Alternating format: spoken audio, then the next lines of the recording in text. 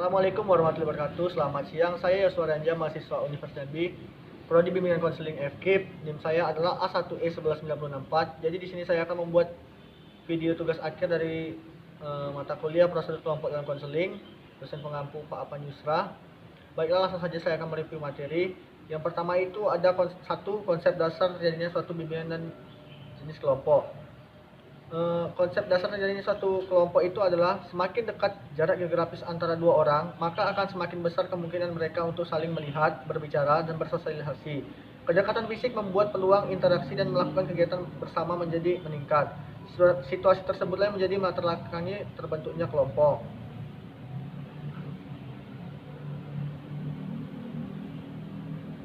Jenis-jenis kelompok.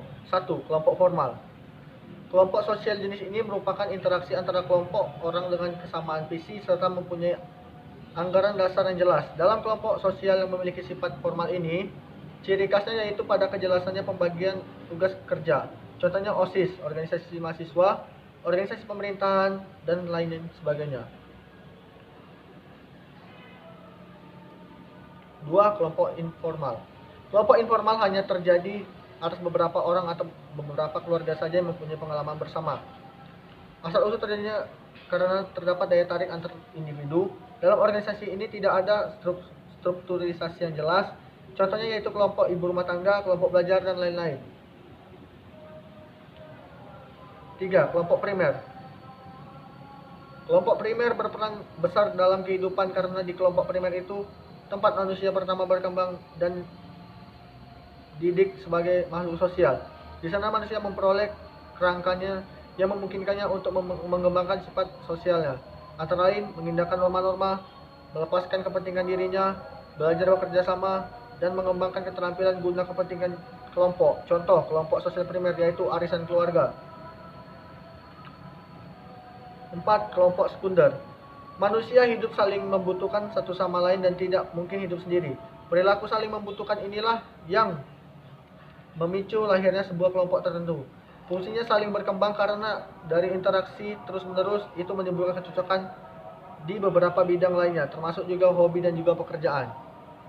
2. Materi kedua yaitu konsep bimbingan dan konseling kelompok. Konsep dasar bimbingan dan konseling kelompok. 1. Asumsi dasar bimbingan dan konseling kelompok. Kepribadian individu berkembang secara optimal melalui interaksi yang sehat antara individu dengan lingkungan atau budayanya. Yang kedua, bimbingan kelompok. Konseling kelompok merupakan suatu proses bantuan yang melibatkan lebih dari dua orang tergantung dalam kelompok yang saling memberikan bantuan psikologis.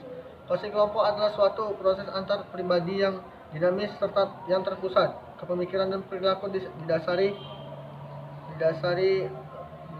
oleh konseling kelompok berfokus pada upaya untuk membantu anggota kelompok dalam mengatasi masalah. 3. Standar prosedur operasional bimbingan kelompok. Tahap 1 yaitu tahap pembentukan atau the formation stage. Pada tahap pembentukan diawali dengan pembuatan rencana yang dituangkan dalam bentuk rencana kerja tulis, membuat tujuan dasar dari kelompok, populasi yang akan dilayani, alasan yang jelas untuk kelompok yaitu kejelasan atas struktur kelompok. Tahap 2 orientasi dan eksplorasi. Menemukan sebuah identitas dalam kelompok dan menentukan sejauh mana anggota menjadi anggota kelompok yang aktif merupakan tugas utama pada tahapan ini sebagainya. Pada tahap orientasi dan eksplorasi, anggota akan bertanya pada dirinya tentang beberapa kemungkinan pertanyaan berikut. Apa saya diterima atau ditolak di kelompok ini? Kedua, berapa banyak yang harus saya ungkapkan tentang diri saya? Dan sebagainya. 3. Tahap 3, transisi. Kegelisahan pada transisi umumnya ditandai dengan meningkatnya kecemasan dan sikap defensif. Para peserta mengartikulasikan kecemasan mereka dalam bentuk pernyataan atau pernyataan yang diarahkan untuk dirinya sendiri dan kepada kelompok sebagaimana dikemukakan oleh Corey sebagai berikut. 1. Saya ragu apakah orang ini benar-benar memahami saya dan apakah orang-orang ini memperdulikan saya. Kedua, saya tidak tahu berapa banyak kesamaan saya dengan orang-orang ini. Saya tidak yakin dan saya mengerti. 3. Seberapa baiknya saya menceritakan di sini. Keempat, bagaimana jika saya kehilangan kontrol? Kelima, saya melihat diri saya berdiri di depan pintu tapi takut untuk membukanya karena takut apa yang saya temukan di balik itu. Keenam, seberapa dekat saya dengan orang-orang di kelompok ini. Keempat, tahapan dalam bimbingan kelompok dan konseling kelompok. 1. Tahap pembentukan. Tahap ini merupakan tahap pengenalan, tahap pelibatan diri atau tahap memasukkan diri ke dalam kehidupan suatu kelompok. Tahap 2, tahap peralihan. Tahap kedua merupakan jembatan antara tahap pertama dan ketiga. Ada kalanya jembatan ditempuh dengan amat mudah dan lancar. Artinya para anggota kelompok dapat segera memasuki kepada tahap ketiga dengan penuh kemauan dan kesukarelaan.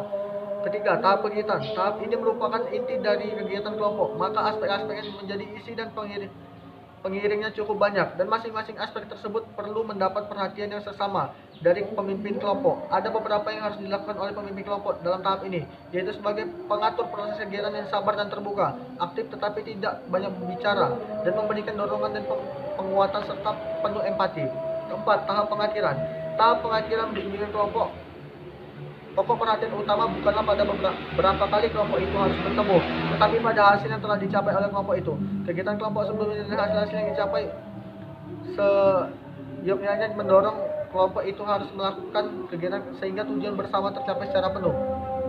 Dalam hal ini ada kelompok yang menetapkan sendiri kapan kelompok itu akan berhenti melakukan kegiatan dan kemudian bertemu kembali untuk melakukan kegiatan. Itulah beberapa materi yang saya review untuk tugas akhir. Lebih dan kurangnya saya berterima kasih. Selamat siang.